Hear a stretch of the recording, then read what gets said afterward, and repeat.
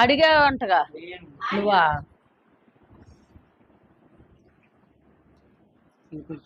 ఇంకొంచెం పెట్టినా పులుస్తాను.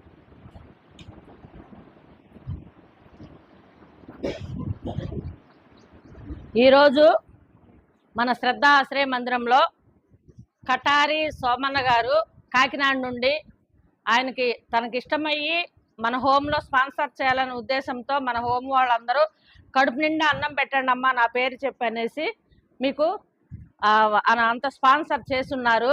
అందరూ ఒకసారి కటారి సోమన్న గారికి థ్యాంక్స్ చెప్పండి.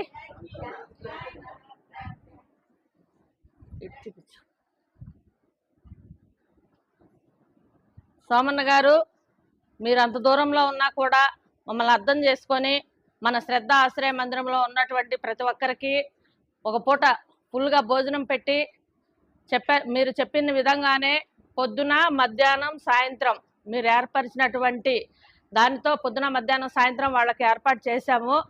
వాళ్ళకి మీరు చెప్పినట్లు స్వీటు మామూలుగా వాళ్ళు తినే ఆహారము మేము ఏర్పాటు చేస్తున్నాము.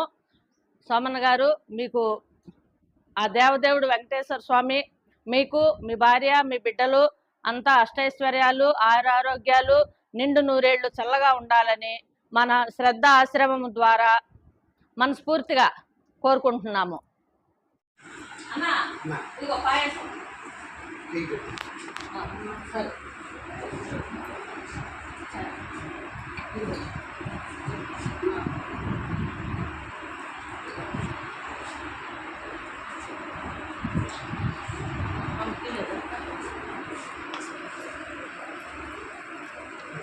ఈరోజు సోమన్న గారు అందరికి స్వీట్ పాయసం కూడా చేశామండి.